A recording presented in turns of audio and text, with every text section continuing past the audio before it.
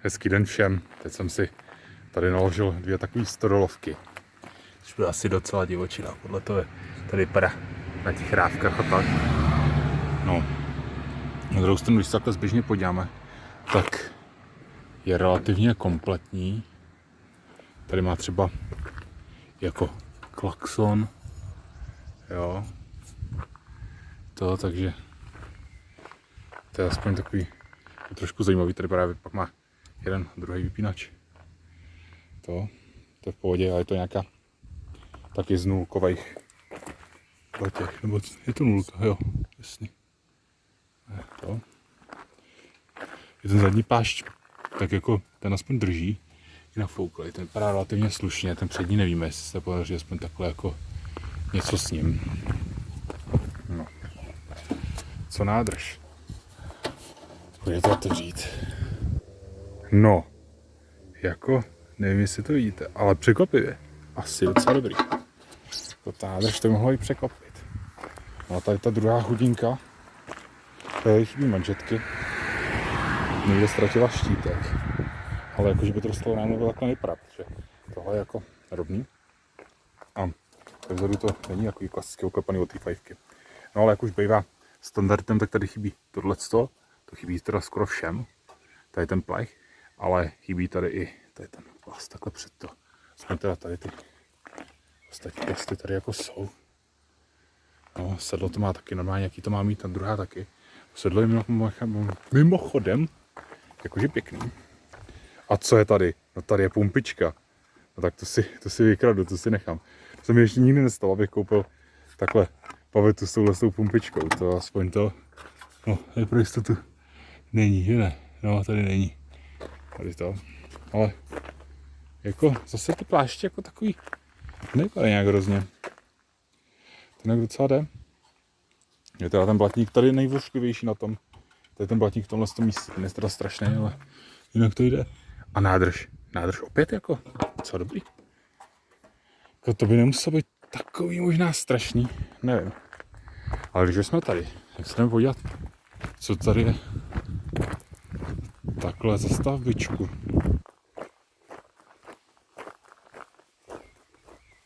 Já pak samozřejmě, až budu mít čas, tak bych to trošku jako zprovoznil. Takže to nakoukneme. Aha. To tady ne. Nevím, jestli to je úplně všechno není ten bordel. Ale tak jako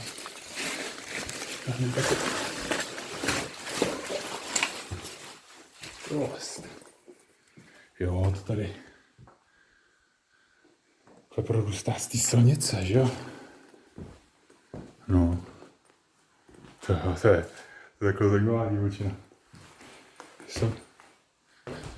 To se má domeček jako relativně v dobrým stavu, jasně, že trošku praskají ty zdi. A to má kolikrát, to má spousta lidí doma. Opět jako až zvláštní, že to někdo takhle opustil. Jo, nevíme samozřejmě, jaký to měl důvod. Jsou něco s těma dveřma. Tady nahoře ještě byly nějaká telefonní linka, ty věci. Zase jak už to klasika bývá. Nějaký bordel. Co to je? Spray. A prázdný. Tak to se potřeba někdo určitě zbavit.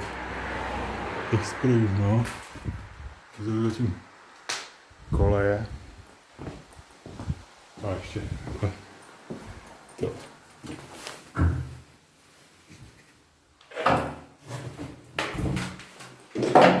Zkusím tady nakouknout.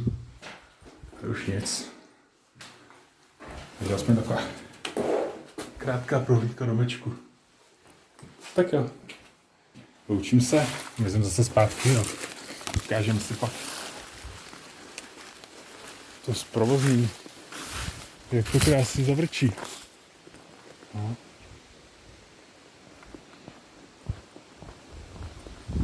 Jak tentokrát jsem to vzal takhle na přívěsu, že se mi to nechtělo nějak spát jako do Renaulta. Takže teď se prodal bavorák. No, klaplo to v pohodě. No, jsem na ně zvědavej. Třeba překvapí. Hlavně ještě co se tam najde. První stroj nějak funguje. No, mám samozřejmě strašně nějaký divný palivo.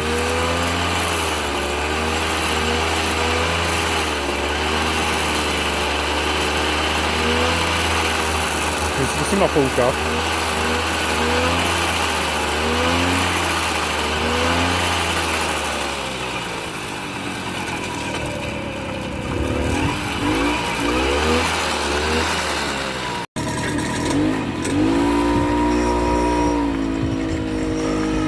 Paráda, jede to, no.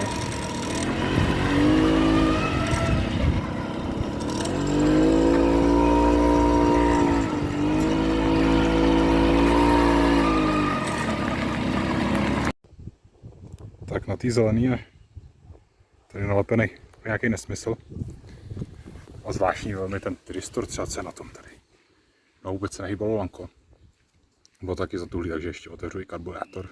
Uvidíme. Třeba jo. Všude je vlastně nalepený tohle. To je něco z té krásné biosložky.